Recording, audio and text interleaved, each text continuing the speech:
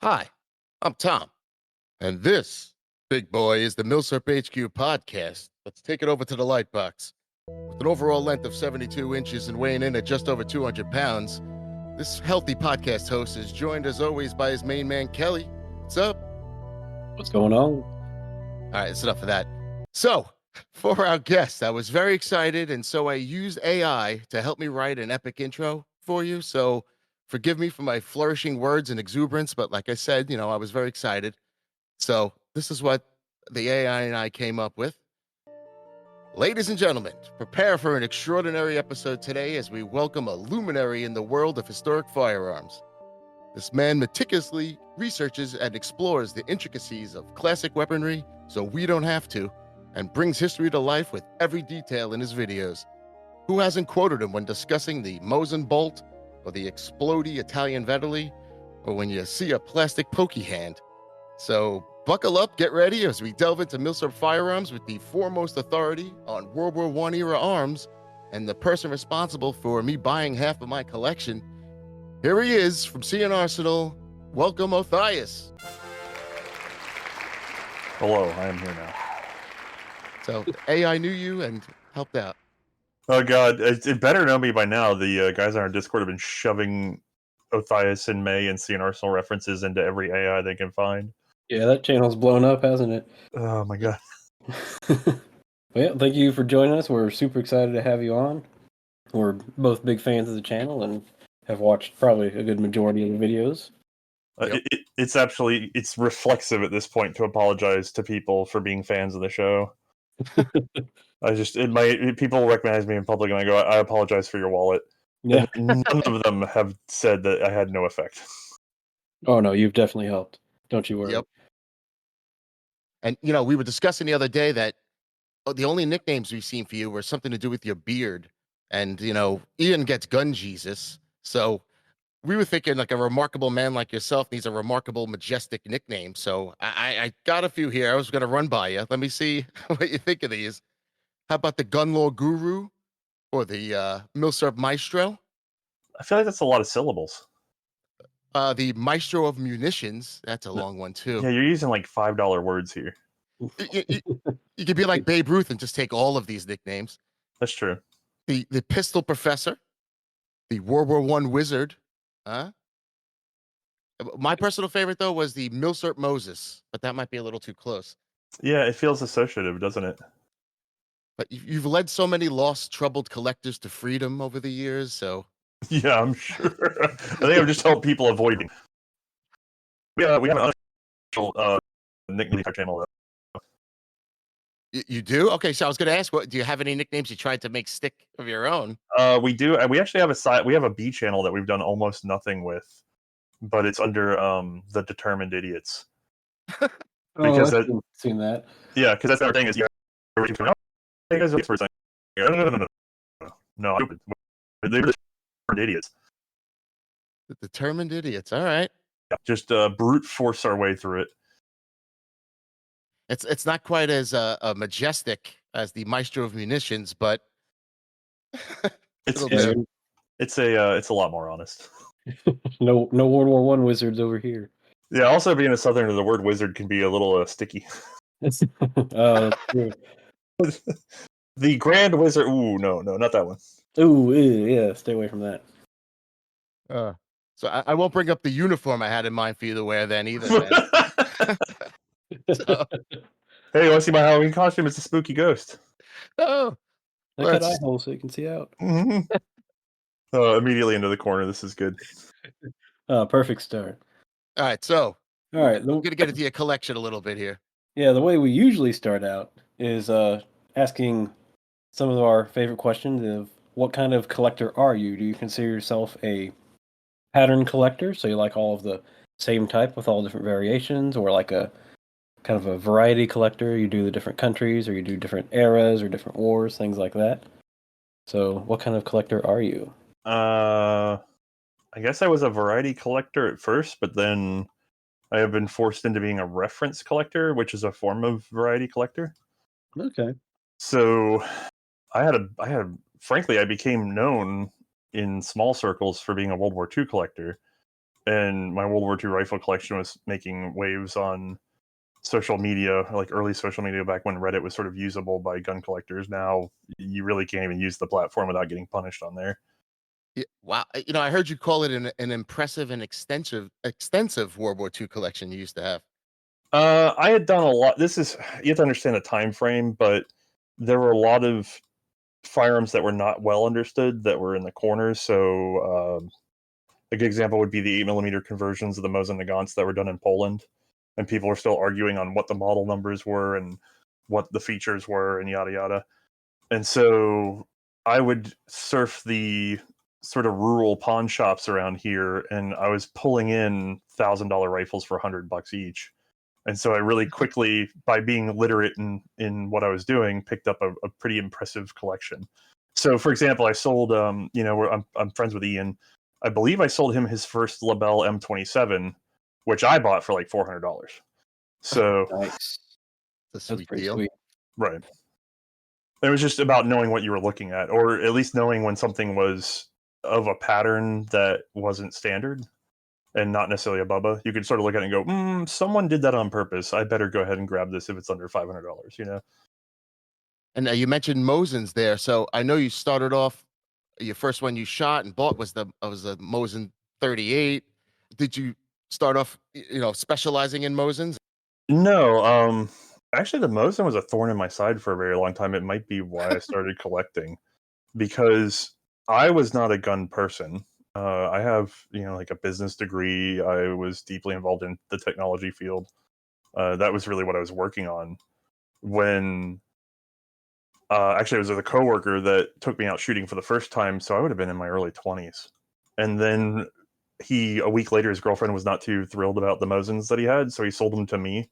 And it was a pair of them, a rifle and carbine. I split them up. I just gave one over to my roommate, kept the carbine for myself, and then I did that thing where you start wondering what the markings mean, and you start wondering what makes it different from other rifles and why. But some people go deep into that particular gun, right? So is it just Mosin stuff you're in, or you spread it out into? Well, at that time, I believe 7.6254R was available, the website. And what I found was everything was about sorting the firearm. Like with the Mosin history, even today, if you look online, it's a lot of sorting the Mosin. Like, oh, it's this Mosin or that Mosin. There's not a lot actually out there even today on why the Mosin, like what the Russians were doing, especially some of its feature decisions in 1891. When you start looking at other rifles, you go, I don't understand. Why did they choose this? Because it's a very odd rifle. We only think it's normal because there's so dang many of them, but actually it's a very strange rifle in a lot of ways. And that always bothered me, and as I collected more widely, it kept bothering me. And I certainly eventually found hints that it was clearly influenced by the Labelle, by the Berdan. I suspect there may be some influence coming from the Hotchkiss side of things, just because of what the Russians saw. But eventually, I believe it's Chumak who wrote the book that is now available in Cyrillic, that actually explains here is the order of operations that they undertook. And it makes so much more sense because they just took the Labelle barrel, they downsized the ammunition to save on weight and material. Then they said, we need a single shot rifle that uses this smokeless ammo and this barrel. And so that creates this bizarre bolt action that's really built around just being a single shot and has all these sort of organic extensions off of it because you're doing one thing, locking it in and doing the next. It's the opposite of John Moses Browning. It's non-holistic. It's incremental. But all that stuff wasn't available when I started collecting. So they created a bunch of curiosity for me because not every other rifle, but most other rifles, you could, if you got into it, find that history. The incremental design decisions in the Mauser family are very, very well documented because there's so many different Mausers that show that evolution. Right. So I guess the Mosin's the opposite of that. But Yeah, anyway, no, I never could get a good answer on the Mosin, which drove me into being very skeptical of everything I read about other rifles, because people would represent they had a lot of knowledge, and then you'd ask them, and then they really didn't have anything other than sorting what was already available. and that's how you ended up going down the rabbit hole. Yeah, it's how I started I started reading every source I could. I would consolidate the data. I created a system for keeping my notes and comparing my notes and deciding what was more valid or more likely to be valid. And so I started having this sort of like habit of trying to over organize just for myself because I have a terrible memory and it was so much to go through that I just started writing articles for myself just so I could understand the questions that I was asking myself. And then I started publishing those online on a little website and on Reddit and things like that. And because I took the time to take extra photos and things, I got fairly popular. And I realized if I wanted to keep doing it, I'd have to switch over to video. And then the rest sort of spilled over from there. Nice. Yeah, that's a good way of doing it. Just your own little passion project that blew up. Yeah, it's actually, if you talk to Ian, it's a similar situation to his origin where he was just sort of hoarding data in one place and trying to get people to send him data. But his is a little bit more like, I'm just going to take all this data and when I need it, I'll pull from it. And mine was a little more, I'm trying to compare the data as I bring it in. Right. It's very frustrating that there's not a lot of information on these guns when you think there should be, lots of documents and arsenal paperwork, and then you realize that it's a lot of word of mouth in this. Yeah, there's a lot of that. And then a lot of the earliest books didn't cite their sources very well. So we struggle with that with Samuel Colt. There's so many books about Sam Colt, and none of them give, individual citations that correspond to particular letters or anything like that. So, oh God, is it hard to know for sure whether an author's telling you the truth or not? People wouldn't do that. Just go into a book and lie. There's a beautiful Browning book that just came out by Nathaniel Gorenstein, I believe I'm remembering his name correctly. And I hope I got that right because he's a very nice gentleman. But he did the most recent Browning book, and boy, was it much better organized than anything that was available on Browning before. I actually need to remember to send him an email asking him to do the Sam Colt book because Sam Colt's story is so fascinating and so poorly told to date that most people don't even understand how insane he was. I still have a hard time believing a lot of Bill Serp's stories and books ever since I was quoting Backbone of the Wehrmacht to everyone, and I was told the information I was quoting was proven wrong already. It was a heartbreaker. Yeah, I mean, we go through that. You can only do so much. You know what I mean? You have to choose to put your faith in someone that's doing the research because you can't research everything individually yourself.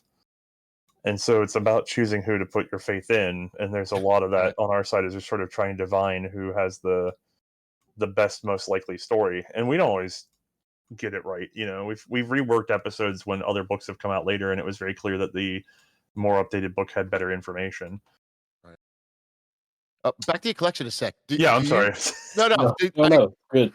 I was dying to know here. Do you care about having an all matching and bayonets and slings and the condition being excellent, or?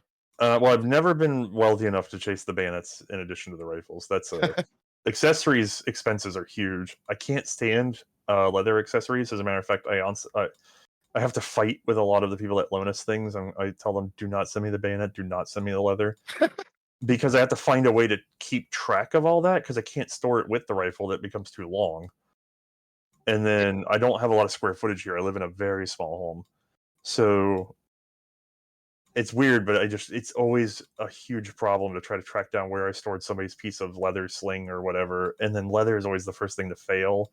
So I'm terrified of it being in my hands when it fails. Right. So do I have some of that stuff? Yes. Not a lot of it. And do you care about matching bolts, or if it's rare enough, you'll take it? I mean, I would prefer matching just for the sense of everything being correct to the piece at that time. So right now we're working on the Argentine 1891 Mauser episode, and there's a number of minor incremental changes that happen to those guns, and having matched parts would help you understand that evolution. But as long as you have the features you need in order to display the order that you need, I personally don't think it's a big deal. For my collection, I tend to be Matthew LaRosier, the attorney down in Florida. He came by, and we were doing that thing where you're going through my collection, or when I visit him, I'll go through his. And he actually said to me, he goes, I'm really glad you're not stuck up about what firearms you have for references. And I say, well, no, as long as all the pieces are there, and as long as I can sort of understand what the finish would have been, even if it's not in great shape, I personally don't mind because it's telling me the story that it needs to tell me. Like a crust off mum is all right then. Yeah, oh no, I don't. Would I prefer not to have those markings? Sure, but I understand that they're just little fragments of the history, you know?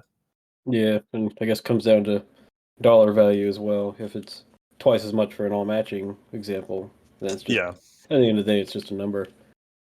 Also, it's a minor issue compared to other things. I have noticed a lot of our images were used to develop video games. So that weirdly has made me more cautious about what I put together in our images, because if there's odd mixtures of early and late parts, I try to avoid it if I know, because I've That's pretty seen funny. yeah, I've seen video games in which certain cracks in handguards and things have been interpreted as intentional. No. And so I'll see a rifle in a game and I go, that is absolutely John's Mosin carbine that he lent me, because they assume the crack that was in the handguard in the photo was a feature, and Yeah. they've cleaned it up. Like that was in, I can't remember which game it was now, but I looked and I went, that is John's Mosin carbine. Oh Like I man. just knew. That is funny. Yeah. So, but no, for my collection, I was doing World War II rifles. I had a couple handguns just for the fun of it, but not many. And then when we took on the World War One project, frankly, launching into video took more than I realized. So I burned up my savings, and then I started liquidating my collection to keep making videos before we really picked up steam. And so launching C&Rsenal actually consumed the bulk of my World War II collection, which was sold off to keep sort of burning the fire Oh, in the That's too bad. desperate attempt to not have to go back to a regular job. So for your collection, did crazy. you mostly focus on like the standard issue arms, or are you into like the more weird stuff? And did you also do like modern stuff in addition to Milsurp? So at that time, I was trying for the World War II collection. I was trying to have. It was a weird mix because I was doing that thing. I don't know. You guys know what it's like to be very OCD or compulsive Oh in yeah. Yeah. in your collecting habits. So you make these rules for yourself so that you don't blow all your money and start shivering like a cocaine addict. And Yeah. so I had these rules where I was trying to get one rifle per nation, which I quickly achieved on the main powers. And then because I still had the hunger, I was coming up with obscure variations of rifles while I take the main rifle. I take like a Berthier from France that I wanted to get because I already had the Lebel and I already had the Moss 36 and I'd already, assigned them to whichever power. And I started going, well, wait, what do they use in this colony? What do they use in that colony? And so Yeah. then like every fraction of a possible power was registered as a possible thing to get for a rifle. And what I really wanted is I just wanted all the World War II rifles, but I was just unwilling to admit that to myself. That's how you make us buy guns. Like I don't know about some of these Indonesian, nil rifles or stuff, and then I watch them on your show, and then I go, "Shit, I think I need that now." Yeah. Yep. Oh man, another one to get. Yeah, so that compulsive need to sort of explain everything so that I could have it probably helped enable this. Yeah, I think all of us collectors have that in a way. Like we'll get what this for now, we'll upgrade it later on and sell this one. And end up keeping both because they're both a little different. Well, where I'm at now is the World War II collection has been scattered, and I'll probably never rebuild it because I wouldn't even have the space to if I wanted to. I obviously picked up a number of World War One things because when my attention focused there, I quickly found it was a neglected market, and again found a whole series of things that were mislabeled, misidentified, underappreciated. Probably the biggest one there is I actually owned the air service rifle that we filmed with, and I Nice. and I Okay. found it because somebody thought they had ripped me off, selling me a Sporterized 1903 for $1,000. So they're like, "Wow, that sucker bought $1,000 Sporterized 1903," and I'm going, "I think the last one of these things sold for like $20,000." Like, Oh man. I was just so happy to spend 1,000 only. Did you ever tell the guy No, afterwards? All right, no. so that's good. He's thinking he got one over on you. Yeah, Yeah, he it had was like an yeah. online sale. He had blurry pictures. I mean, the only way I knew what I was doing, and I still kind of risky, but the pictures were so bad. I was sitting there like squinting, but I could see the wrist of the gun, and I could see that there was no inlet for a lower sling swivel. And as far as I can understand it, I don't think there were any 1903s that were never inletted for lower sling swivels. Now you might be able to Oh, find somebody okay. that filled one in after the fact, but there would be signs of that. And this was like a virgin wrist. There was no sign of any inletting at all. And I went, I'm pretty sure that's real. I probably would have thought it was Bubba if I saw it. Yeah, I would have scrolled right past. Well, that's why I mean everybody else had it. It had been there for a while, actually. The reason we found it is we started looking for. I actually still have it. I had found somewhere at a gun show an original rear sight for one, and I thought, oh, well, if I could find an already Sportized 1903, I could at least make a replica because I see the magazines every once in a while for like $100. I could do this as a side project because I've got the rear sight. If I find a Sportized job, it won't be that bad. It'll look right. And then while looking for a Sportized one, that's the one I found. And I went, wait. Wow. I mean, it had been there for months, but nobody had looked at it. Yeah, the front of that is the way some other Sporterized 1903s I've seen have been done, like that snub nose. So I guess it just blended in. Yeah, there's a couple other tells, but I don't know. I had somebody asking like really specific questions about how to tell a fake from a real one, but they weren't sending me any photos of theirs. And I realized that somebody was probably trying to make a fake and Yeah. grinded me for the details. And I'm going, Yeah, maybe not. Can you send me the 3D scan of it, please? So yeah, I did. I ended up with some World War One stuff here and there, and generally, just when I see it and I know it's the right price, I will if I can. We have gone from being okay, like the show. I burned a lot of money to start it. Then I was broke for a long time, and then we slowly built money back up. And then, frankly, for a short period, I was flush with cash before we brought Mae in full time, but I was also dying. So then, then when we brought her in, we took a huge financial loss on that. Because you basically have, if you imagine, we had gotten the show big enough to have almost two incomes, and then she had her own. Poor May being described as a financial loss.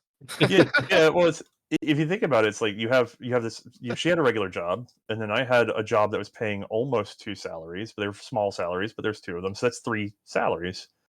And then when we onboard her, we lose 1/3 of all that possible income, and then half of mine goes over to her to pay her at a lower rate than what she was on her own. So like it really destroyed us for a couple of years, and we've never really have recovered. That was the most money we've ever made in our lives easily A because reset.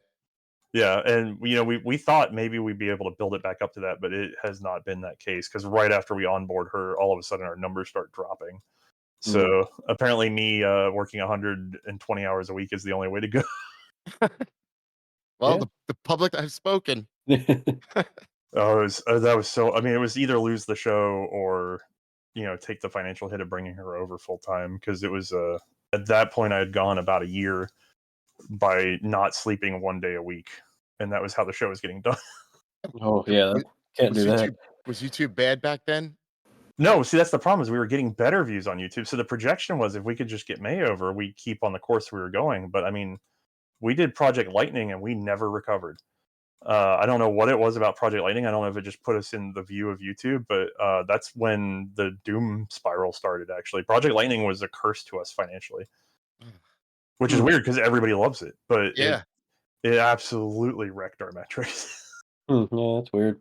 Yeah, that's one of those. I wish I knew what was really happening behind the curtain things because I think that might have just been what finally got us enough attention to be labeled as dangerous. Oh, okay.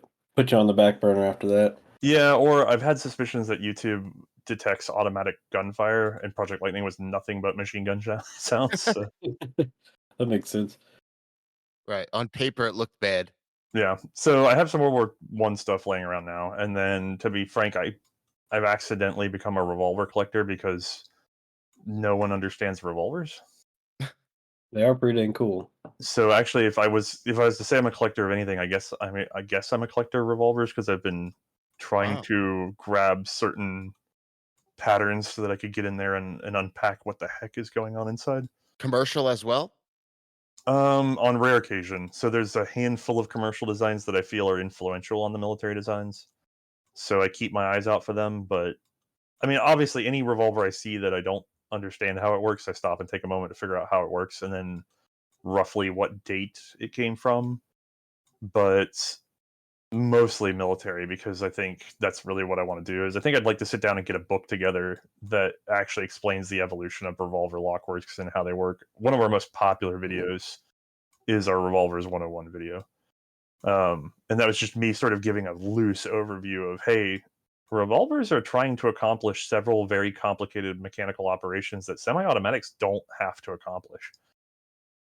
And once I kind of explain that, I've seen a lot of people talking about wheel guns more often now because they have they have the vocabulary to express the differences that they're seeing.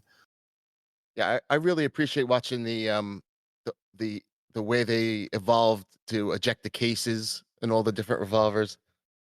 All the unique ways. Sometimes a big long pole, that you stick out, or Right? you got to Yeah, turn it each one at a time, and it's really yeah. interesting. Your Bodeo video made me had to go. I had to go buy one after that. Yeah, they're so cheap and they're so technologically advanced. Oh yeah, they're great. So, what is your oldest in your collection? Because I don't know if I've seen you go back to flintlocks. I'm trying to think because it's the revolver collection is what drew it out. Probably it's got to be one of my wheel guns. It's got to. I think I have some that go back about 1859, 1860 in the wheel gun collection now Oh, cool. because I've been checking the antique shops and the Civil War shows just to sort of find certain mechanisms I was looking for. I have what's known as I did a little video on how it's a centerfire, but I have a Pedot Cordier. Most people call him the Raphael because that was the importer in America during the Civil War. But that's a 1860 patent. I couldn't say exactly what year mine was made. And it was a triple action, so single and double action and center fire, which is a lot of very cool features to have in 1860. Yeah, little advanced. Yeah, yeah, it's a sort of modified Beaumont action, but not really. It's kind of its own thing, which is strange because it didn't seem to influence much else. But I don't know. I like it. That's about as early as I can think. I can't think of anything earlier than that. And do you do any modern stuff or not really? Oh yeah, no, I have a defensive concealed carry, those sorts of things. So, Okay. and then I'm friends with manufacturers around here. Actually, I am actually weirdly under a lot of NDAs. Nice. I get a lot of the engineering side guys will send me emails, and then I'll end up talking to them, and so I'm under several major manufacturers' NDAs even now. And I always do this thing where I'm careful about not talking about products. So somebody will say, "Oh, hey, whatever rifle just or did you? What do you think of the whatever rifle?" And I go, "Who told you that?" And they're like, "It's been out for 3 months." And I go, "Oh, thank God," because I've been keeping a secret for 2 years. Have you had input on any of these designs? A little bit. Oh, that's awesome. There's Nice. definitely Cool. I've had a fair bit of input for problem solving, and then also it's very expensive to get patent lawyers and researchers. So a lot of the guys will sort of float stuff by me first and go, "Have you ever seen this before?" And I'll go, "Oh yeah, I saw that in 1912." And they go, "Dang it!" And then they run off to do other work on it. So there's some of that too. Can you name me the ones that are out or prefer to pass on that? Um, the problem is I'm more aware. Like I'd have to sit down and realize what's out. I basically knew all of Henry's new lineup for a while, not because I was consulting on those, but on another project that's not even done. But in the process, I was shown the other projects, so I saw Henry's revolver before it came out. Not that I would consulted on it, but just I saw it. So things like that, like it's just once you start talking shop and you're under the NDA, you get shown a bunch of stuff. Okay. That's pretty So cool. That's cool. All right. I think we pried into your collection a little too much here, so I'm we'll sorry. move away from it. It sounds like you had a great World War II collection, and you still miss it. If I had to take a hint. I mean, it was certainly easier to shoot that collection because the ammo wasn't as bizarre. Do you have Uh, any? What were your favorites to shoot? Say like the top 3 or so. I mean, I don't mind a Garand. M1 yeah, carbines are always very pleasant to shoot, though. That's like a toy. yeah. My son's favorite. I shouldn't have let him use that because that's now all he wants to shoot. Yeah, 30 car. Well, at least there's a little more 30 carbine now. Yeah, Like not a lot, but it's more than there was for a while there. Yeah, that was Um, so much fun. and then I mean, I've always been happy with Mauser shooting. To be fair, I will yeah, say nowadays the stuff I like shooting, I really like the 6.555, so the Swedish and Norwegian guns, and then weirdly, I love I have a Brazilian Mauser 1907 that we just picked up cheap to get through the show. And then that's just yeah. 7 millimeter Mausers across the board, but especially the long barreled ones are so pleasant. on like a 700-yard range. I mean, you can just drop them in. Well, we were going to ask later, but you said 6.5 and now you said 7. So which is the best Mauser round? 6.5, 7, 6.5, 7, or I, I'm a big I'm 8? I'm a huge fan of 7. Oh, But the problem Oh, is, can I say that that's the best universal cartridge? I can't. But I am a close. my thing with 6.5 is the same thing that the Italians kind of ran into, which is that you start with a 6.5 because you have bottlenose projectiles and you're trying to get a flatter trajectory, right? And then there's weight savings and other things like that. But once you go to Spitzer and boat tail bullets, the 6.5, not that it does get advantages in Spitzer, but the advantage gain isn't as much as when you go from like an 8mm bottlenose to an 8mm Spitzer. And so the Spitzer cartridge solves a lot of the problems that made people turn to 6.5 in the beginning. Uh, And okay. so I tend to favor I think of 7mm as being my preferred smallest diameter caliber. I think there's some validity to why. I mean, there's certainly a reason why 8mm stuck around, but you see everybody kind of goes back to a general 30 cal for NATO. And everybody keeps kind of doing ammo experiments these days, but guess what we keep finding? We keep finding everybody ranging between 7 and 8mm over and over again. Like it's just a cycle that keeps repeating itself. So, given that you're only going to have so many performance gains in any given direction, as a historical shooter, I find 7mm to be the most pleasant to work with, and it shoots very accurately for me. And the rifles that tend to chamber it are usually foolproof because they're usually just Mausers. is that why the Carcano didn't go to the Spitzer round sooner, because it was minimal in the benefit? Yeah, because why bother? There was no real benefit. Not at least not enough benefit. I mean, there was some because obviously the Swiss and the Swedish and the Norwegians eventually went to Spitzer, but for the Italians, they went, at the ranges we're fighting, why the heck would we change? Like, why would we give up sectional density? Why would we do all this other stuff just to get a little bit flatter when we're really fighting at under 300 meters? And so, and I haven't done the heavy research on this, but that's why you see them move over to 735, which is actually that shorter case 735 is a very smart cartridge. It's just that they couldn't get it done logistically. Yeah. Bad time to introduce that. But I actually, it's funny. Everybody loves to kind of crap on the Carcano, but at the same time, I get a lot of people that tell me, "Oh, you do all this min maxing between bolt actions, but at the end of the day, it's a bolt action. Does it really matter in combined arms?" And I kind of think the Italians were right. They're like, "No, it doesn't matter. These are cheap. We still know how to make them. Make them for limited range. Make them with limited range sights. Make them really light and easy to carry around." I mean, Carcano Universal TS carbines or the quote unquote cavalry style Moschettos are excellent mechanized carbines before you get to the modern era. They're just wonky.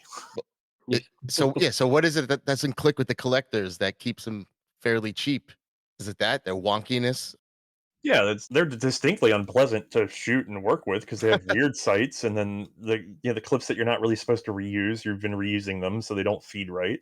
Right. Like they're pain when they're 100 years old, but at the time they're probably.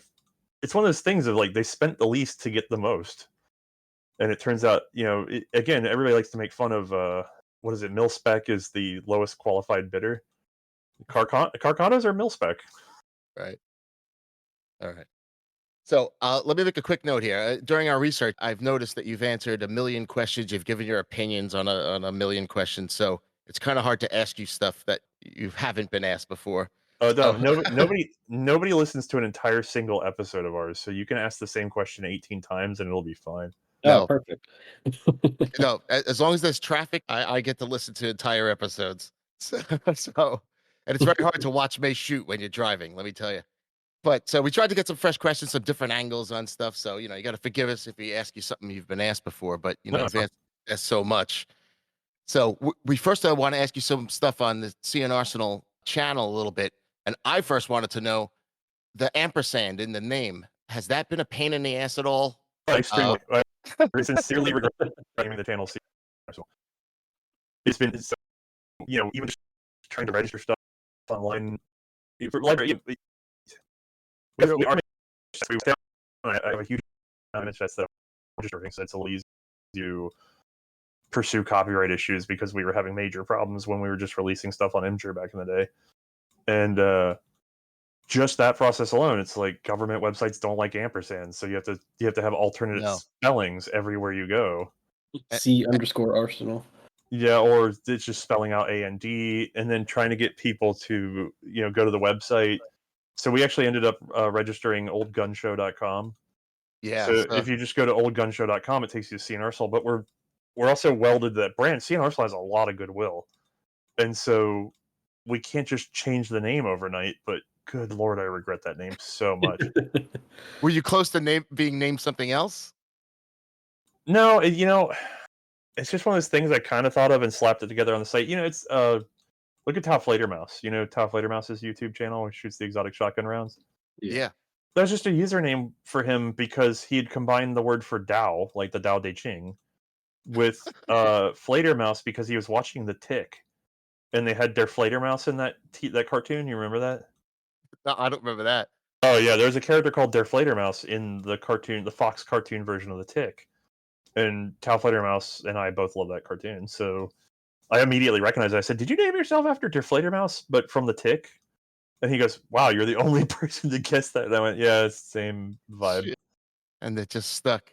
Yeah, so then he just goes around like that. Or look at like Iraq veteran 8888, who he's like, he's like, everybody says it's a hate symbol. And then he says, I just really like Dale Earnhardt, and we all know, like people who know him, not that he said it, but I believe that he just hit 8. Right, that he put in Iraq veteran and it was taken, and then he put Iraq veteran 8 in and it was taken, and then he just kept hitting 8 until they took it. Like I can guarantee you that's what happened. Yep. That's great. And C&Rsenal. Sometimes the people put CANDA Arsenal, like Arsenal Yeah. after. Then you get spelling misspells. I get C&R Arsenal, Carsenal.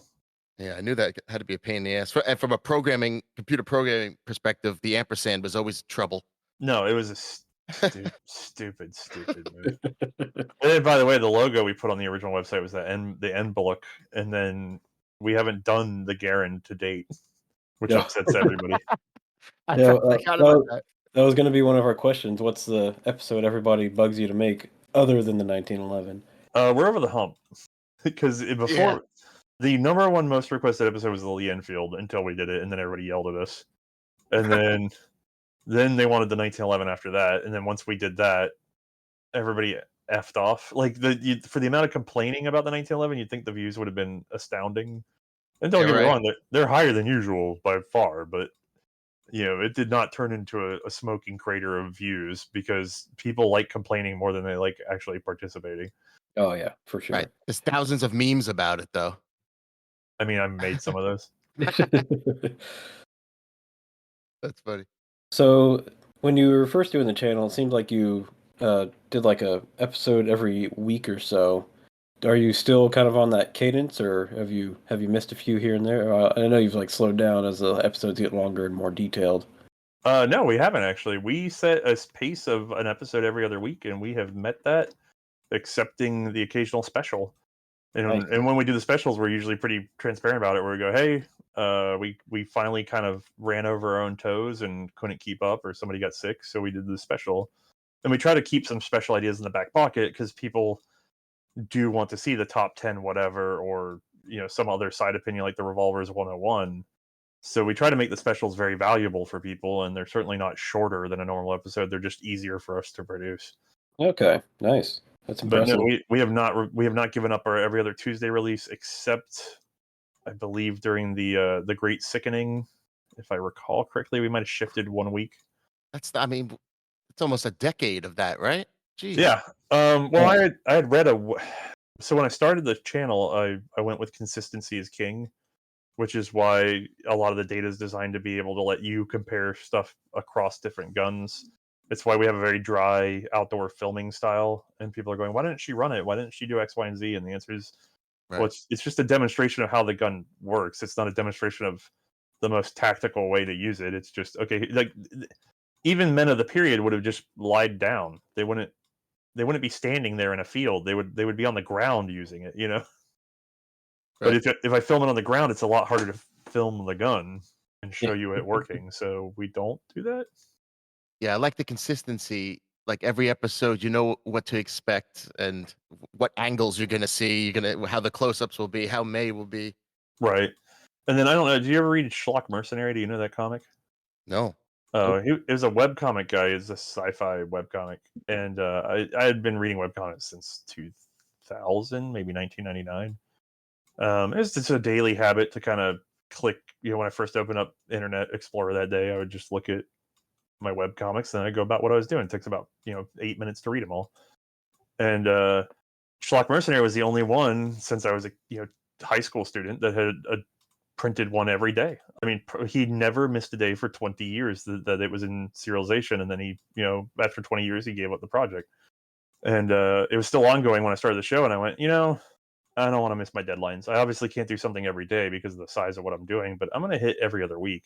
And that was Awesome. a very stupid promise because I have never actually gotten below a 60-hour work week ever since then because it's just a stupid promise. Yeah, our next question was going to be like, what's the average amount of time that goes into each episode? Because we know it's got to be a lot because they're very detailed and great episodes. Yeah, you're looking an average of 120 hours between May and I, and then I think Bruno's probably got 20 to 40 depending. Ooh, oh man. So you're looking at close to 200 man hours on every episode. Has it gotten easier since you started? Like, do you have a down pat now, or? Well, for me, yes. Because the early ones, they're 15 minutes long. They seem slapped together, but what it is you don't understand. It's one man all by himself, just sort of running through whatever he can get for books and whatever, and I hadn't even built a library yet, and so those were nuts trying to do those. And then slowly, I've worked up better ways of taking notes and getting them compressed quicker and getting to the truth quicker. I have probably 100 episodes that you could arguably call partially written, in the sense that I just have a folder of references to firearms that we haven't covered. So if I'm reading a book on the Adams revolver and something comes up about Webley that I've never seen before, I immediately stop what I'm doing, open up the folder, and punch in that data and the page number so that I know when I come to that episode later, I can grab from this resource, So Great. a lot of times now when I start an episode, there's already a Word document where there's a note from myself 3 years ago going, hey, don't forget to read this paragraph again. Right, and if you went to the effort to put it in there, it was something important, probably. Right. Good to know.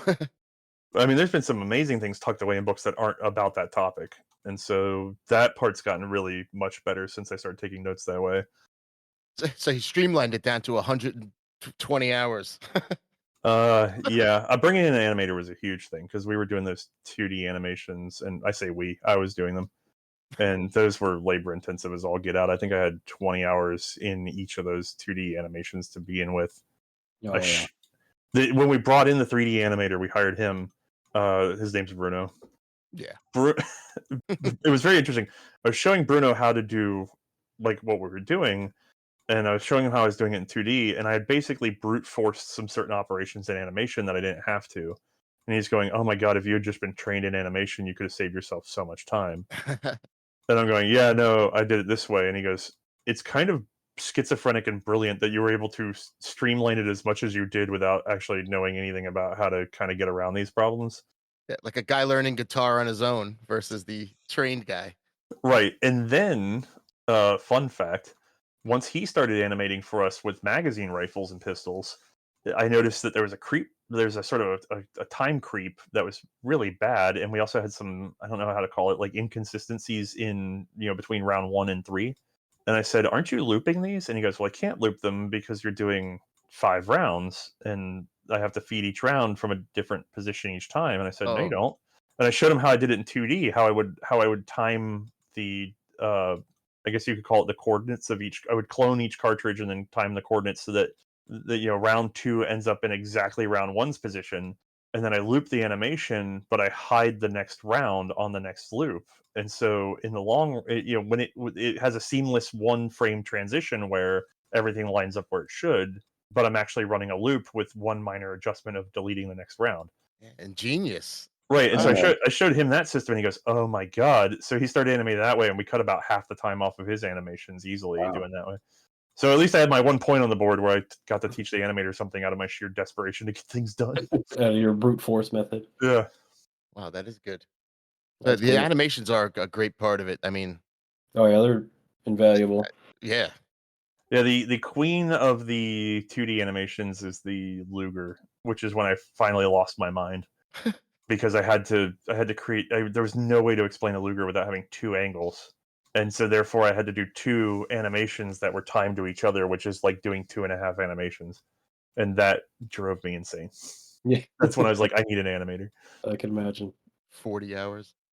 I mean, So you covered most World War I guns. So what percentage though do you think of the guns that were still used in World War I that you never got to like did a uh, show on? maybe 5%. I don't know. Whoa. In terms of a percentage, I'm not sure, but I could tell you pretty quickly because I have spreadsheets like you wouldn't believe. Yeah, Kelly said you probably have lists of all this stuff, and I was like, I don't know if it's 30% left Yeah, or I'd like to do a rehash 2%. on some of the Monlinker straight pulls because there's sub models that we didn't really hit tight enough in there. And But if I scout this real quick, those episodes that you haven't done, is it because you can't find an example, or you just haven't gotten to them yet? I can't find an example usually, or we can't find a supporting example. So I had somebody offer me a Schwarzloza at one point, and then couldn't find him again. I know, actually, now that we're talking, I need to send an email. A friend of mine actually, this is awful. A friend of mine told me he just bought a Schwarzloza, and I went, oh, good, we can finally film that. And I said, wait, where'd you get it from? And he named another guy who I've known for 5 years who could have told me, but he didn't. So, like, we haven't done the Schwarzloza. There's a number of iterations of the You know, there's Belgian. multiple guys with Schwarzlosas. It's I mean, crazy. there's really like two floating around. Yeah. The the there's some submodel stuff where like I really have never gotten to photograph a bunch of examples of certain guns, but we covered the main line of them. That's fine.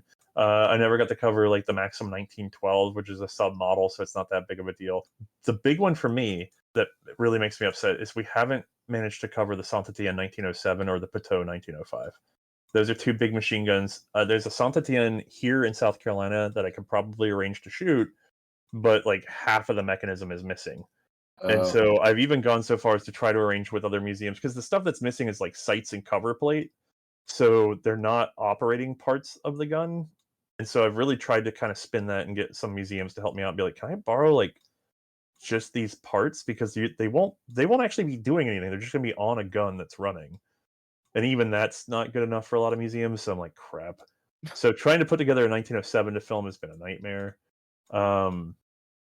Let me see. I haven't shot either the Walther Model 6 or the Dreiser 9mm, so there's two horrible 9mm German blowbacks. The ones that I know of are with people that do not want to shoot them. So if you can't shoot them, you're definitely not doing an episode on it. I could, but the problem is a financial one at that point. We came up with a system for how we would do an episode without shooting so that it would be modular to accept a shooting segment later. But at the end of the day, I have an audience and a budget, and we're not wealthy people.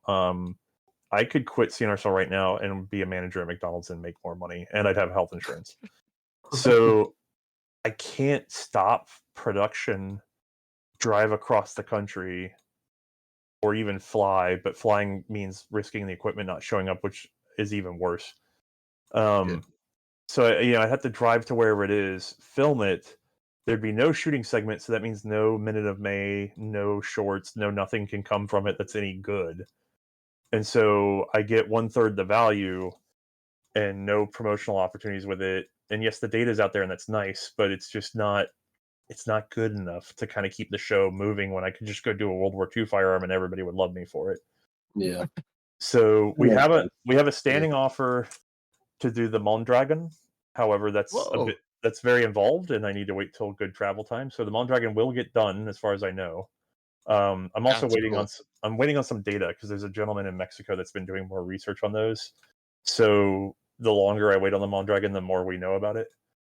And then I've never gotten a hold of it like a self-slaughter carabiner, so the Mauser 1916, the Flagger rifle, Yeah. Um, I played them in video games. Yeah, Yeah. I've never laid hands on the. I mean, everybody would love it if I got a hold of the Russian automatic, but I haven't gotten a hold of that. Fedorov, yeah. Mm-hmm. That's a big request, but there was supposedly one in the Aberdeen collection. If anybody knows where it went, please God tell me. But there's supposedly one in the Aberdeen collection, However, a big chunk of the Aberdeen small arms collection is missing. It's just off the radar. That doesn't mean that somebody doesn't know where it is. Like, I'm sure it was boxed up and put somewhere on purpose by human beings. But it seems that whoever did that is not plugged into the curatorial network that I am part of, which is very large. But currently, I don't know anybody who knows a guy who knows where that gun got put. And there's all sorts of whispers about it being here or there or wherever, but I've never actually seen any of it resurface. So somewhere in army storage, there is a Fedorov, supposedly, but I have never been able to figure out where to borrow it. That was one question I did want to ask of like the curator network. Is that something you just kind of like slowly built up over time with like the kind of building legitimacy with your channel, or did you like know some people beforehand, kind of thing? Well, I built a one-to-one relationship with a number of curators and researchers. But then, realizing that that's not the way to do things, I actually created the only platform everybody could seem to agree on for the most part was Facebook, although still not everybody. The biggest number of people I could get would go on a Facebook thing. So I actually created a private group. I brought in Ian, who helped me out with it. And so I said, "Hey, Ian, do you want to do this with me?" And he goes, "Oh, that's a good idea." And we just grabbed every writer that we knew of that was like an actual researcher writer. So if you're listening to this and you're one of those guys and you're not in there, let me know. And then curators of large collections, and also collectors of very large collections, in specific collections. People who have a target.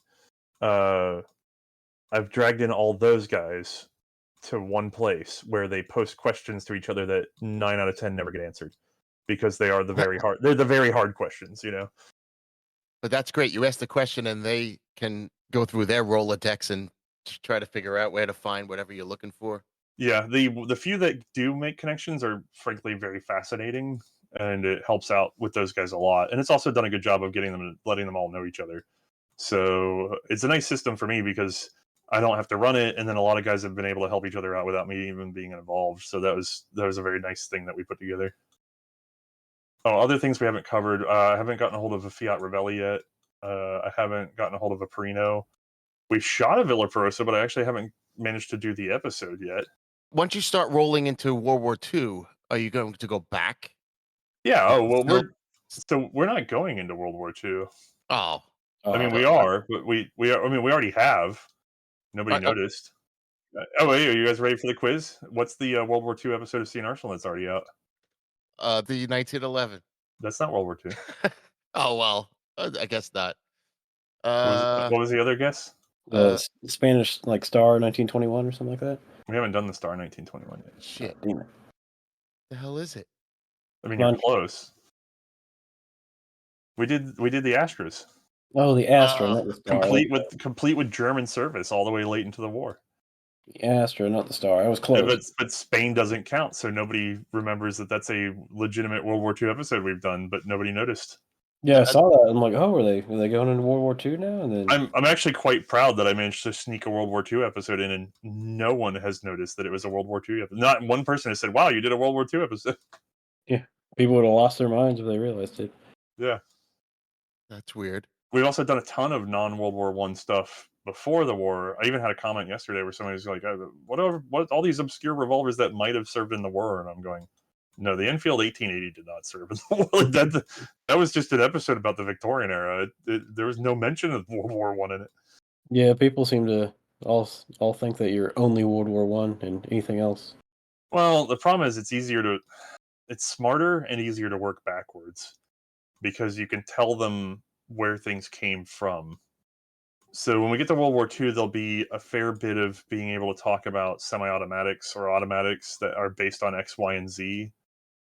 But even that, I was talking to someone else about, say, the SVT-40, the MOS 44, on into the FN-49 and FAL. They all use that tipping block blocking system.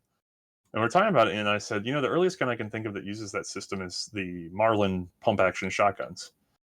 And they just use a pump action instead of a gas operation to tip them. And another researcher, I believe it was Maxim Popenker, actually, said, "What about the Colt 1895 potato digger?"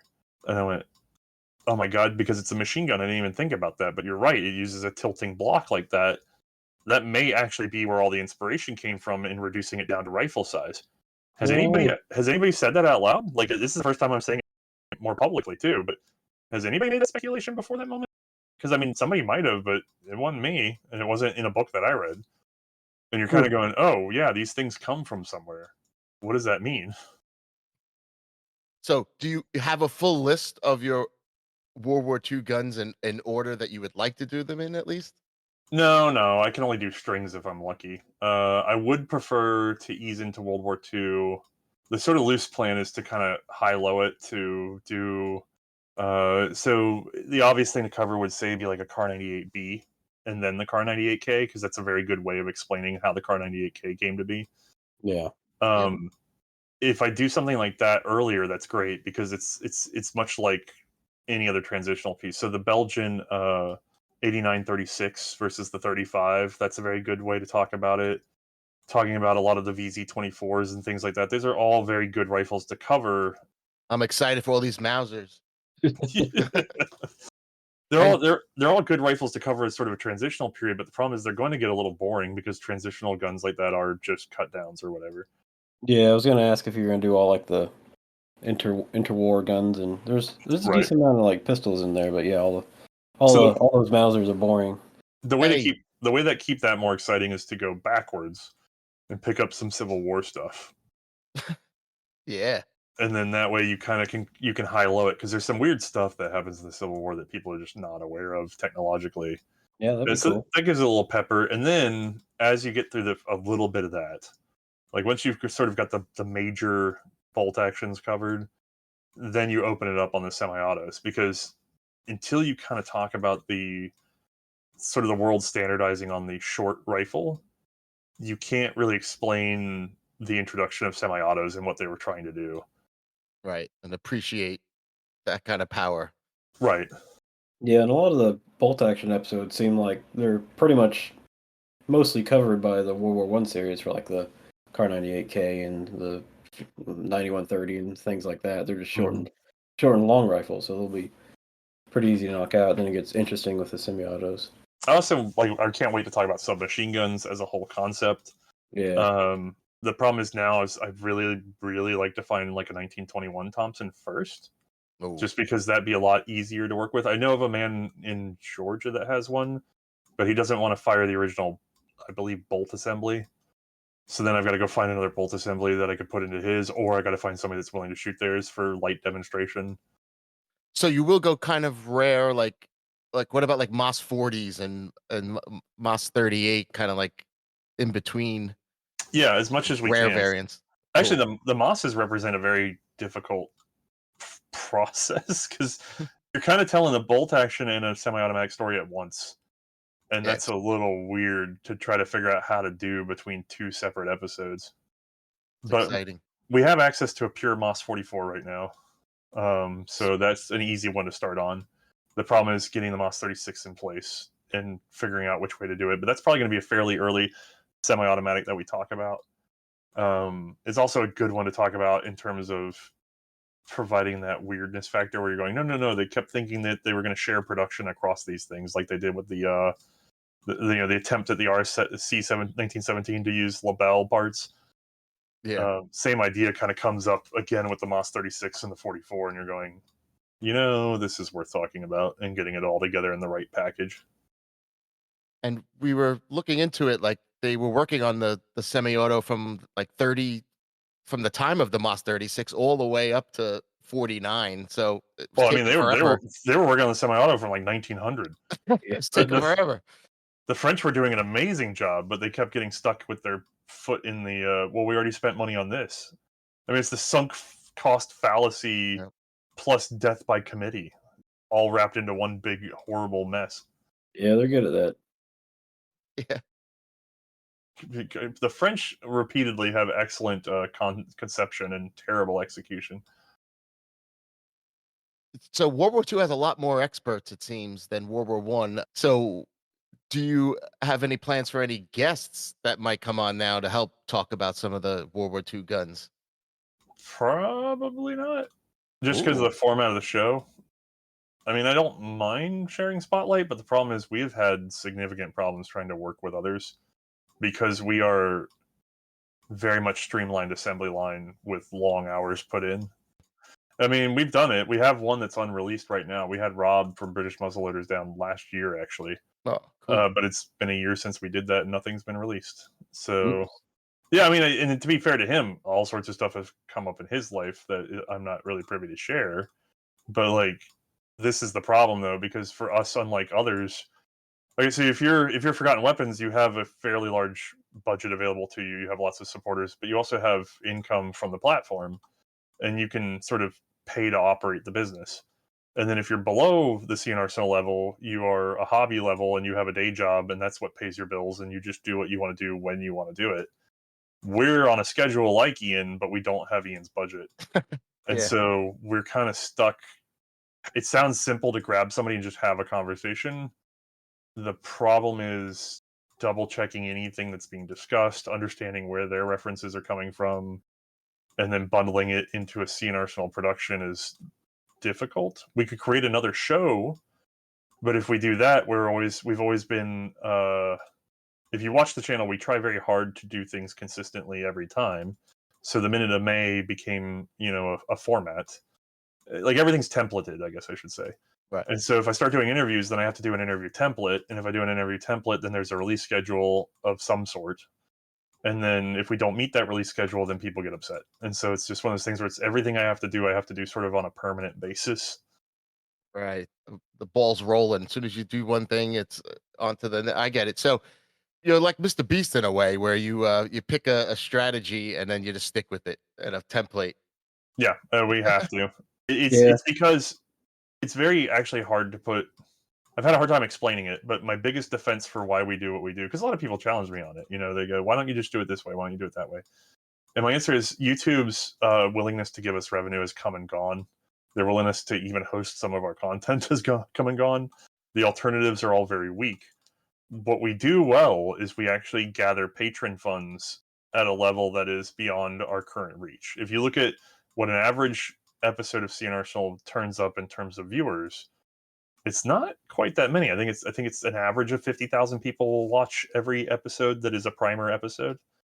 And yet we're able to take that small number and turn it into enough support to have an animator, two unfortunately lower paid people but are full-time paid employees, and then the ability to pay for ammo, travel, insurance, all that other stuff. We also have to kind of pay for our range time in a way. There's bills, is the short answer. All that gets paid for, and the bills are paid, and we're not in the negative. And it all comes off the patron side of it, with very little input from the YouTube side of it, and very little input even from our sponsorships. We appreciate having them, but they're not eating more than 10% of the cost. So what's created that income is a loyalty that comes from a consistency and from a quality that we put out. And so as much as it gets tempting to sort of do all the things that YouTube wants and to do the things that people say they want to see because they're the ones that are bored on the internet and can hound me to ask me that question over and over and over again, the ones that are asking me the questions over and over and over again are honestly not usually the ones that are opening the purse strings. And so we're kind of stuck with Right. being consistent and heavy on the information, because those are the people that go, wow, I would have cost me $200 in books to go look this all up, and 20 hours in time. I'd Right. rather just give $3 a month to this guy. Yeah, keeping the format pure certainly helps keep that core group. And it's sad because I tell people no a lot and I seem like I'm really unfun, but to be frank, that's how I get paid. It's how No, the but show manages to exist. if you think about it, and you're giving money to someone's Patreon, and they're not putting out videos half the time when they said they were, or they're putting out a lesser quality video, people are going to cancel right away. Even if they don't cancel, I consider that a disrespect for the people that are paying. Yeah. I mean, I think if I just stopped making videos, probably half my patrons would still be there in 6 months because they just forgot to cancel. But that's not the way to think about it. You know what I mean? Like, Yeah. I don't want to look anything. I don't know. I don't want to be ungrateful for their support. They have no reason to give me these finances except that they want to see it happen. And I told them at the front end that I want to see it happen. So guess what we're doing together now? I don't know. I take my patrons very seriously. I'm sorry that I don't always have the time to put into them that I should, but I definitely take the responsibility seriously. Oh no, yeah, I think they all appreciate what you do, and as a Patreon myself, I certainly do. Yeah, and there's the rumor that your videos affect the market a little bit. So I like being a patron, and then you see what videos coming out next, and you go, all right, if I need to buy that now, let me get it now. Well, I'll tell you, Italian Vetterli's went from $100 to $150. There you go. Do some smart investing there. Ran the money up. Let's go to May a little bit here because we left May out of this so far, and I'm curious: has May ever said no? I'm not doing that to anything. In terms of what, firing a gun? Or Yeah, I'm not shooting that, or I'm not gonna shoot that there's drone. there's only one firearm that ever put her off, including the Vetterli's that one of which blew up in my face. But like the only thing that ever put her off was that the Swiss 1893 straight pull. And all it was is she went to cycle the bolt, and the spring on the bolt stop was kind of old.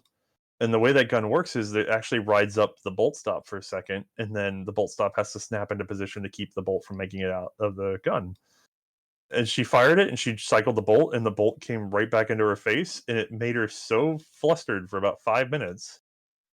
And she's going, "Are you sure this gun's safe?" And I went, "Well, let me explain to you how this locks up. It's the same as the Mannlicher 1895, blah, blah, blah."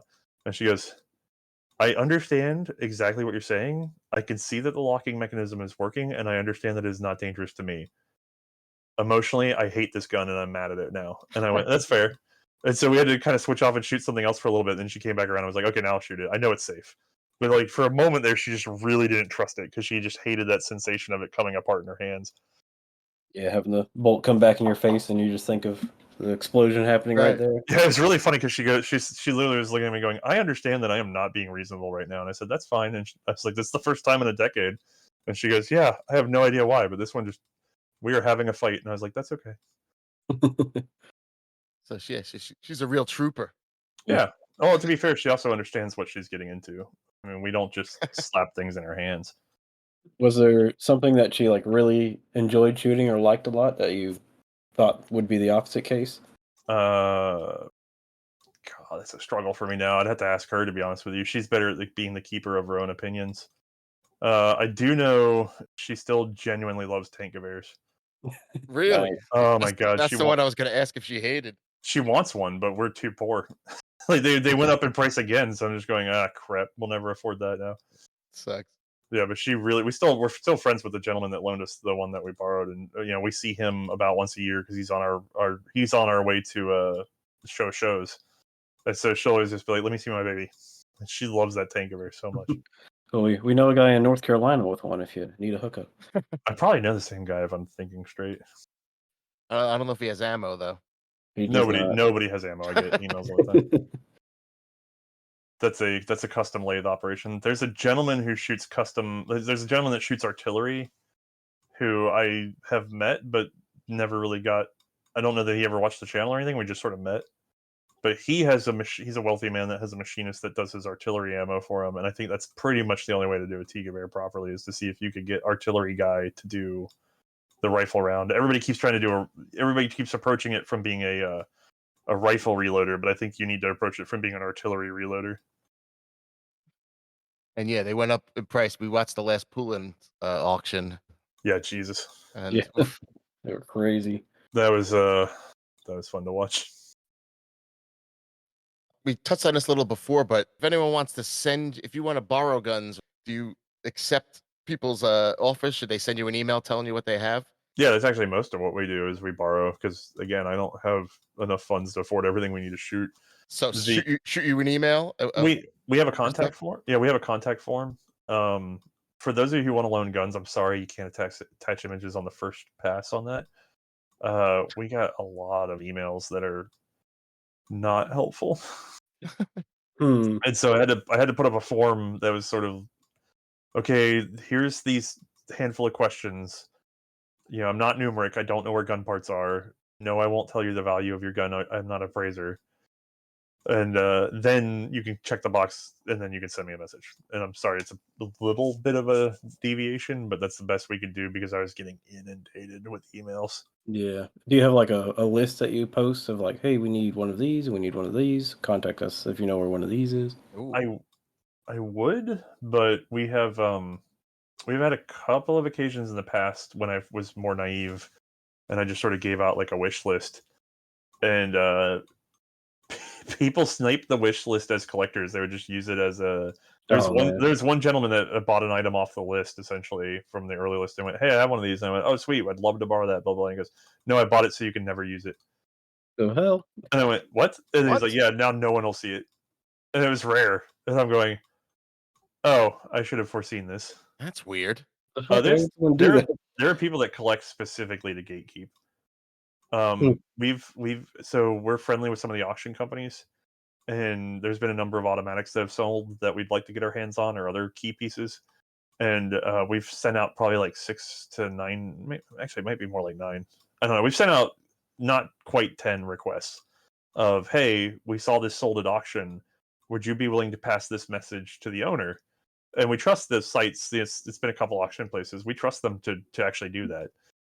And they'll pass along a message, "Hey, we'd like to borrow it." Blah blah blah blah blah. And in every instance, they have declined to even answer us because they're people that can afford to do this and they want to hoard quietly and never let anybody have access. The snooty rich Which collectors. which Yeah, but I don't know what it is, but it is very much the most valuable part of the market though, because it's always the machine guns that go for crazy money that there's only like one or two of.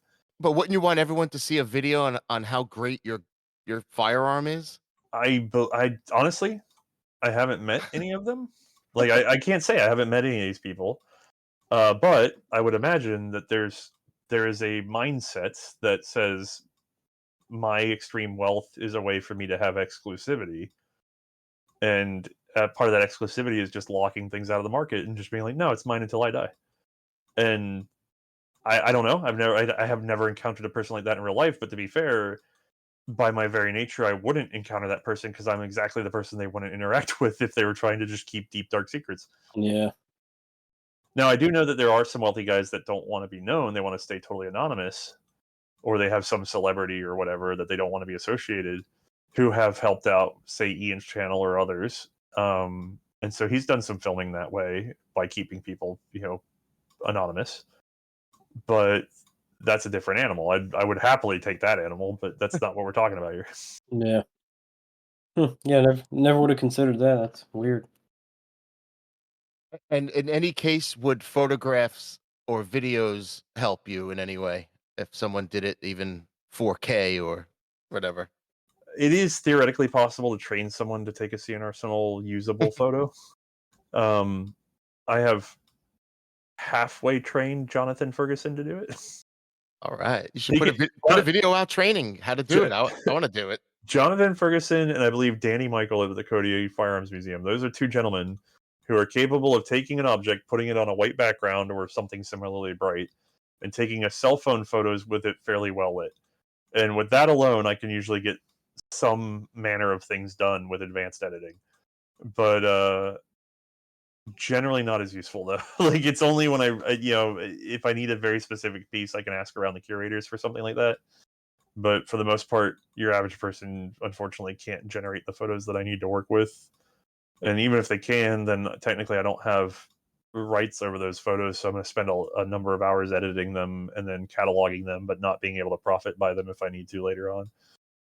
So, other than firearms and photos, could viewers help out by sending you like scans of documents or books that they have that you might not be able to source, or are you pretty good on sourcing those? I mean, I'm usually a great sourcer, but if you have encountered especially original documents referring to obscure non-English firearms, then that's great. So usually if it's in English, that's very accessible to us. But we've had some guys reach out from around the world with Spanish documents or things like that. Spain is actually the worst for us right now. Holy crap, I would love a Spanish expert. We've had guys reach out here and there for us in that regard. In terms of turning up data, not money, but data.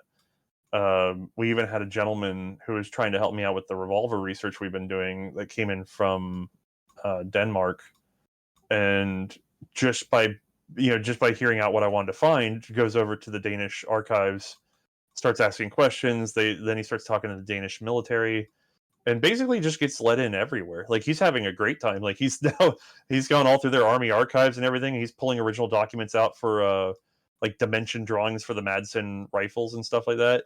And it's just like, yeah, it Wow. turns out it was just sitting over here in a corner and nobody asked about it for 50 years, you know? And so just him coming in and asking for it, they're like, oh, cool. And they just pull it all out because nobody thought to come looking for it. Nice. Wow. Love that. And I like that now a lot of things are digital that used to be just, book format, that now people are taking the time to digitize even the foreign books I've been seeing coming over, in a PDF or whatever. Oh, yeah, it's great. International is great.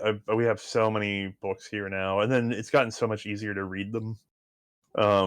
Before we used to have to use a fairly expensive machine translation software that would do OCR, and Yeah. then we still use it for scanning whole books for our own internal use. No, I will not give you copies of my scanned books. That's a violation of copyright. I would get in big trouble with my peers, let alone the law. But we All scan right. all All right. our Don't email those to me after this. Don't yeah. do Yeah, that. yeah, yeah. We scan all of our foreign language books and then translate them to English whenever we need to. That's awesome. The other thing I can do now, though, is most phones just have photo translation. So if I get in a book that's in a foreign language and I need to scout through it, I can kind of using keywords, I can make my way through it enough to get onto the pages, maybe 5 pages that I need, and I can just snap photos with my cell phone and get quick translations that help me dial it in, and then boom, I'm on my way. So it's not terrible. It's gotten really accessible. The Google's digitization of documents has been extremely helpful. There's other resources like the BNF over in France has a lot of documents now. The Houthi Trust tends to have some documents that Google Docs doesn't have. There's a British newspaper archive that we're subscribed to that I can pull a lot of things out of. That's pretty nice.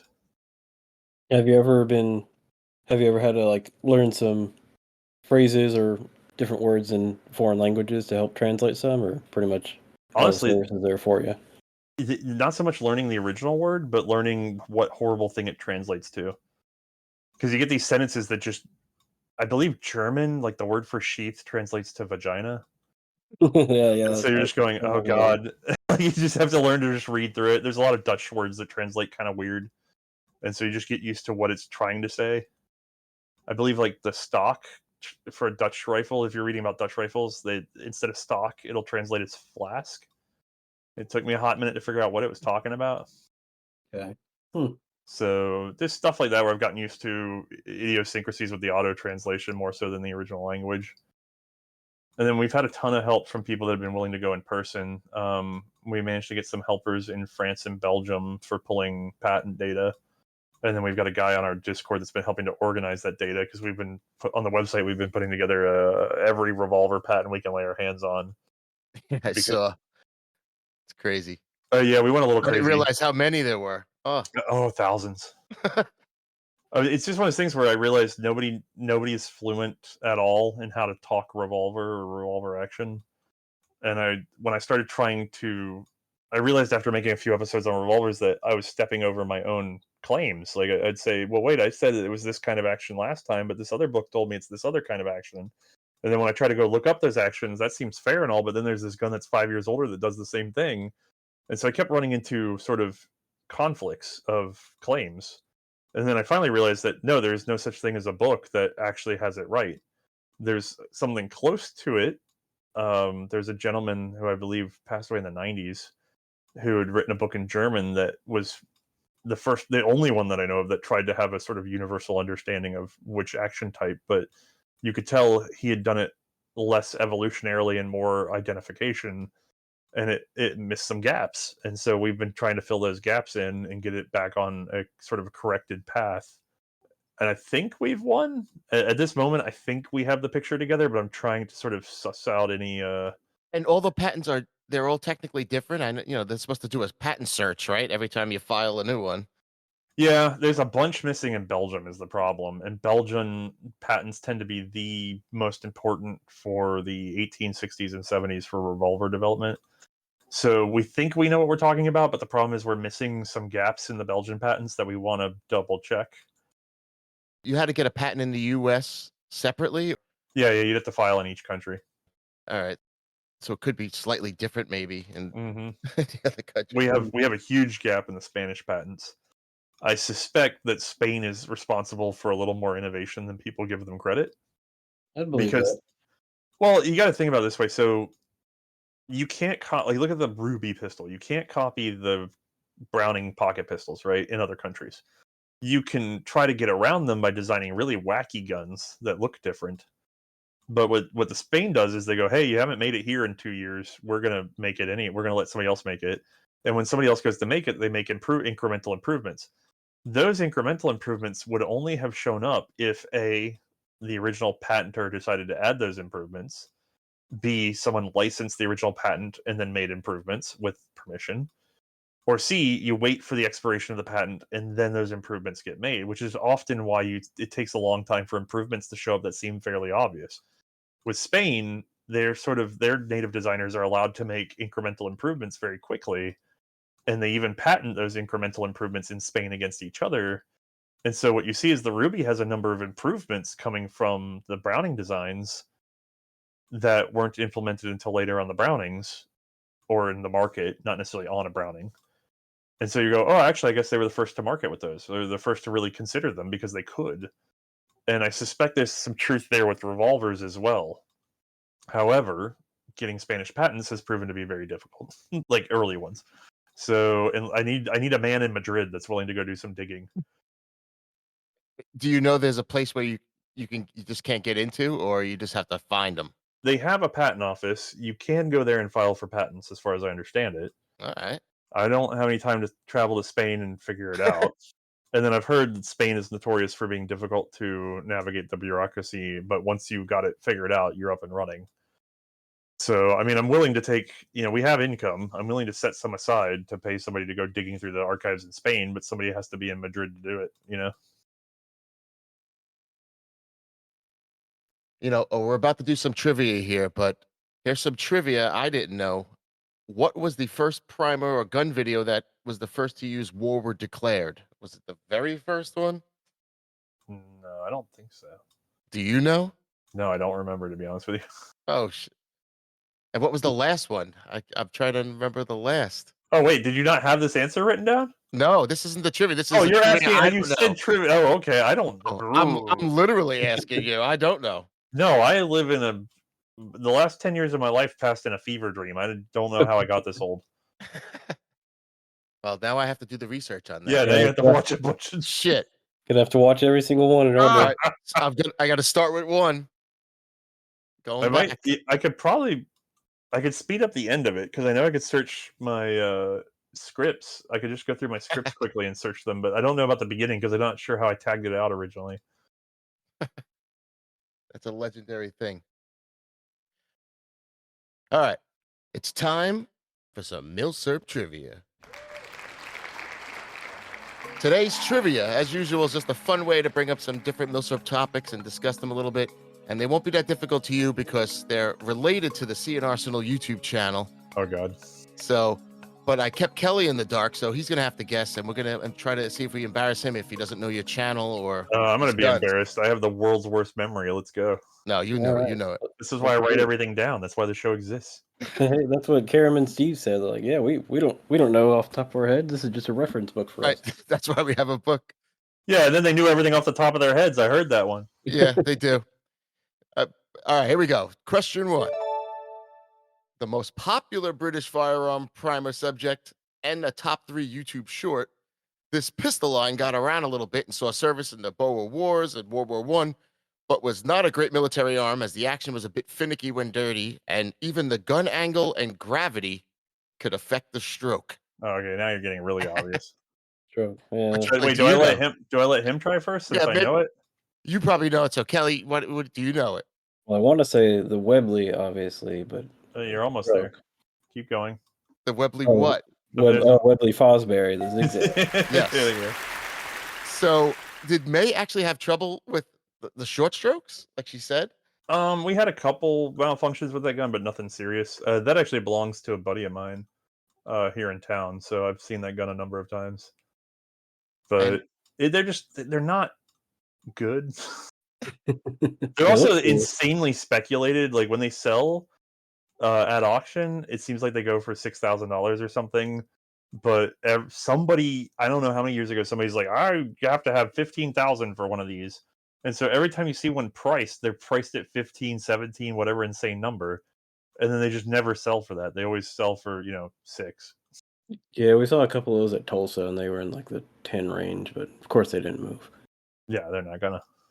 Well, you'd be the guy to ask. Are there many revolvers that use this style of recoil to rotate the cylinder like this? No. There's that, and then there's like what, the Mateba later on. That's it. So it just wasn't a great There was something. process. I feel like something else did it. Wasn't there a Union pistol that did that too? Union firearms, didn't they do? Theirs was a recoiling pistol. The trigger though, doesn't it feel much better because it's not pulling I mean, the cylinder? it's a single action pull, so there is that. So The safety on that example was awful, but I haven't really handled many others, so I couldn't tell you. that's not a great one. All right, question 2 here. The most popular, this is going to be easy here. Most popular C&Rsenal small arms primer of World War One was of this U.S. firearm, and it's not what most people will assume it is, but it's this firearm, infamously known for receiving these horrible protests against its use in war. Oh, go ahead. Uh, I got this one too. Do you want the first pass though? You got to kill. the trench gun, because it's cruel. Yeah, but which trench gun is the most popular one on the episode? Ooh. Which Is it one? not the 1897, because it sounds like, unless it's a trick question. Is it It is the 1897. Yeah, it's Oh, it was definitely. it was a trench gun. Yeah, the Remington's way below that. Now, I read that the Germans adopted a modified 1897s at one point. Is that true? What? I read somewhere they unofficially it said adopted modified 1897s. What did they do to modify them? I don't know. Now I want to know where you read this. Send me the Yeah, source. All right, I'll where'd you find read it. that? I will say, I get, I'd say 1 in 20 times I'm told I heard whatever. Well, I always ask for the source. I never back off asking for it because 1 in 20, it turns out to be true or adjacent to true for some reason. All right, Tom, pressure's on. No, it says here, despite protesting them, Germans did not listen to Ludendorff and decided to use and unofficially adopt the 1897 for their own use with modifications and named it Trench Mauser and mainly placed them with stormtroopers. What? Trench Mauser? It's on Wikipedia, so you know it's true. Oh my god. Okay, hold on. Now I'm gonna. What source is that citing? Click the little thing next to it. Parks 97. Oh god. In October 97, the Army lawyer, some article from October 97. So some guy said, Some guy in 1987 said this. 1997. That's even better. I wonder what he was citing. Yeah, This is my job now, right? This is what I do. I have to go. Okay, who said that? Okay, who said that? Okay, who said? Yeah, the 97 is a very popular episode that no one seems to remember what I said in it because they keep repeating the same stuff over and over again. well, I Same. got a lot of questions that probably people could just Google, but it says, what's the difference between a trench and a riot config? Well, there's none actually. I mean, not really, because the funny thing is they're all considered riot guns with bayonet. The trench moniker came later. Oh, so the same, and do the commercial ones slam fire also? I mean, yeah, Slamfire was just a thing. Nice. The weird thing is everybody acts like Slamfire was a feature, but it's the absence of a feature. They didn't put in essentially what you'd consider an interrupter in because nobody cared to add that. Is really getting rid of Slamfire was a safety consideration. Yeah, but it's so cool.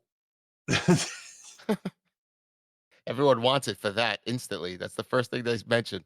Yeah, and you can shoot grenades out of the sky. I like y'all's testing on that. Oh, that was a fun day. The worst thing is I have people going like, Mythbuster said you could do it. And I'm going, did you watch the episode? Because it's not, they didn't use the same parameters. They just said it's possible to shatter a grenade with buckshot. Like, okay, that's possible, but that's not, nobody's going to, okay, maybe somebody took the chance. They probably regretted taking that chance. And also, before the trench guns were even issued, there were ads in magazines from DuPont Chemical that were depicting them shooting grenades out of the air. And I guarantee you that's where it all came from. Like, I can't be, can I say 100% for certain? No. But I mean, come on. This is the way media works, right? People see it in a magazine and they go, "Oh, they're Yep. using to shoot grenades out of the air," and that just became the narrative, you know. Yep. Those them grenade shooters. That's how it works. Yep. And what they were really doing is they were trying to sell skeet shooting as a hobby. So because this is so brilliant, they were doing everything they could to sell skeet shooting as a hobby because they had found that skeet shooters consume the most powder, which means they make way more money from people shooting skeet than they do from people shooting rifle competitions. That's a business. Right. And then they're also, you know, if they have a business selling the chilled shot or whatever, then that's even more money because they're selling more lead. All right. Question 3. Small Arms of World War One Primer 104 tells the story of the Model 1917 revolver that came in variations by 2 different manufacturers, Smith & Wesson and Colt, and for which Smith & Wesson introduced this device for quicker reloading and extraction. Oh, this Okay, one's too easy. yeah, okay. Yeah. These are really Which one easy. is it? The half moon clips. I don't want to, what if I make you get one wrong? That's embarrassing, you know? No, I don't care. I've been embarrassed before. But it's more about asking you the questions like, why were the clips made in 3-round and then 6-round after the war? What was the deal with not making them 6-round right away? 3 rounds superior. For I agree. for topping off, or No, for being able to keep it on your belt. You don't like having a 6-round speed loader sucks. Yeah, they're big. They're kind of wonky. They bend. I gotta get a piece of leather made, but pro tip: the best speed loader for revolvers was developed in the 1930s, and then immediately forgotten about. I own about 10 of them, and I kind of keep an eye out for auctions and everything. And I'm still gonna keep it a secret until I do my video on it, so I can buy more of them because they're gonna be worth $100 each when I'm done. This is my retirement plan.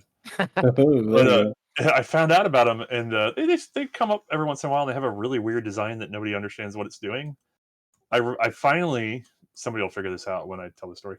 I finally found out that there was an article about them in like Scientific American in like 1934 or something. I went and found that copy, had to buy it on eBay, read the article, and went, "Oh my god, they're supposed to come with a special leather pouch."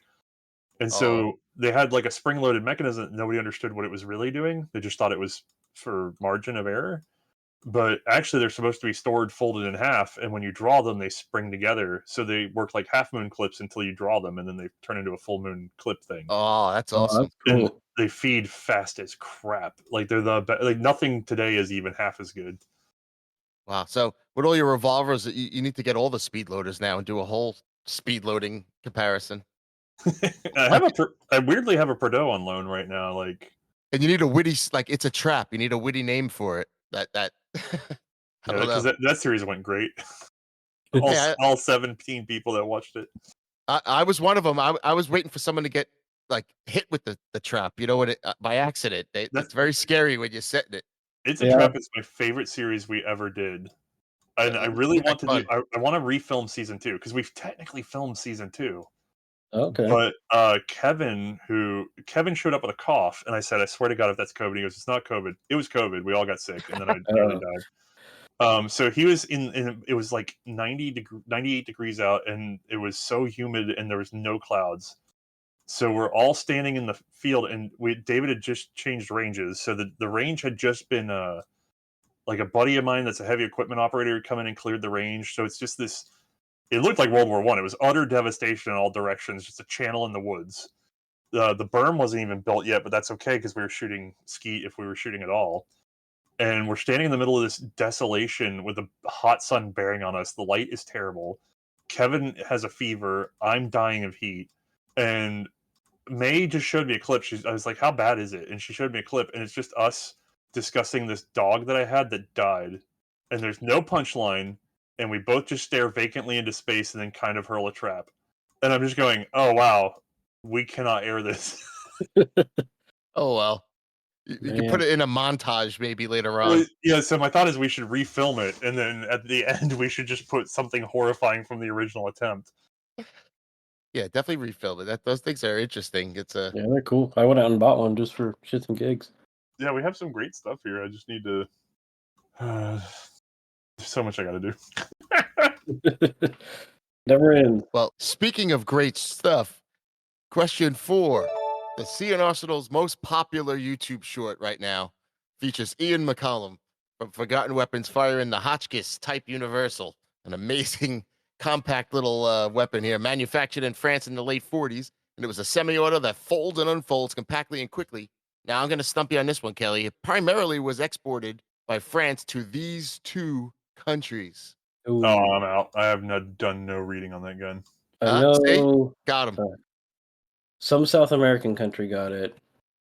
All I wanna right. say, Yes. Venezuela? Other than that, I have no idea. Venezuela and Morocco. Oh, Morocco, that's cool. Oh, French influence there. Okay, that makes sense. So, did you try doing this breakdown that Ian did? Well, I mean, clip. in slow motion, but no, not. Seems like I'm, there's a lot of pinch points on that. everybody gets mad at me and they're like, "Oh, this guy's like a clumsy fat idiot," and I go, "Yeah, I'm a clumsy fat idiot. I don't know why everybody keeps thinking I need to be high speed. I am definitely not." I was picturing you both trying it out, and then Ian said, "I got it. I'm better at this here." No, it's actually the funnier thing is that particular gun you can overdraw the mag. So I have so many outtakes of him just ripping the mag right out of it and other stuff. So it was a lot of just like, let's just get this one thing together. There is if we can get to a second season of the hand trap series, I believe there's hand trap footage of Ian and I playing with a hand trap. I'm not sure how good or bad the footage is. I do know he suckered me like a jerk. How'd he do that? We were shooting trap with a gorilla gun, and I asked him how the hold was, but he's not a skeet shooter. So he told me the hold completely 180 from what it should have been. So I fire like 5 times at this thing and miss every time. And he's like, "Well, you really suck at this, and I'm good at it." And I'm just going, I'm gonna like, I don't know why. I kept holding on to, well, he told me it was here. What am I doing wrong? And then I suddenly went, wait a second, why am I believing him? And I switched the hold, and sure enough, blew it away on the last one. But by then it was awkward. So when I handed it to Mae, I said, "Don't listen to him. The hold is here." And she ran like 5 for 5, no misses. And I went, well, there's my revenge, but now I still look like a fat idiot again. Classic. All right, now going back to something in your range. Question 5: the first U.S. pistol reviewed by the crew was not the famed Colt 1911, of course, but was this older gun, the first U.S. military revolver with a swing-out cylinder, and the most famous of which was recovered from the USS Maine, presented to Teddy Roosevelt, who then, as the legend says, brandished it to rally his Rough Riders during the famed charge up San Juan Hill. I know this one because I searched for one of these for a while because I was kind of had an interest in them, but it's the US 1892. Boom. So I'm trying to remember, was that a 92 or 95 that actually got recovered by Roosevelt? Do you have the link? I want to see it. no, I don't even have the pistol. I just have this here. Oh, okay. Oh, they're saying it was a Colt. A U.S. New Colt New Army Model 1892. Okay, that makes no sense because that didn't exist. But It might have been Wikipedia again. I'm not sure. hold on, let me see what's going on here. Now you got me curious. So We I don't live wanna off count of them. spreadsheets. So let me make sure before I say that didn't exist. But All right, let's see. I can pull up a spreadsheet like you wouldn't believe. So there was. Oh no, Yeah, there was the Army. The Army picked it up in 1892. That's right. So 1894 was the second Army. So there was an 1892 Army. But why was an 1892 Army on a ship? Wouldn't it have been an 1889? Or wasn't there an 1895 Navy as well? Okay, it gets really confusing. So the Navy adopts the 1889 new Navy, which uses the. Okay, did you guys see the episode we did on the Colt 1878 double action big bore revolver? I have not seen that one yet. Okay, so the Colt 1878 is notorious for having no cylinder stop. Instead, the hand is also the cylinder stop. So the first swing out cylinder from Colt, the 1889, also does this. It has no external cylinder stops. And it turns out that's a bad idea for timing. It just doesn't work out well, especially under wear. So by 1892, when the Army adopts this new Navy revolver, they say we want cylinder stops. So that becomes the Army 1892 New Army.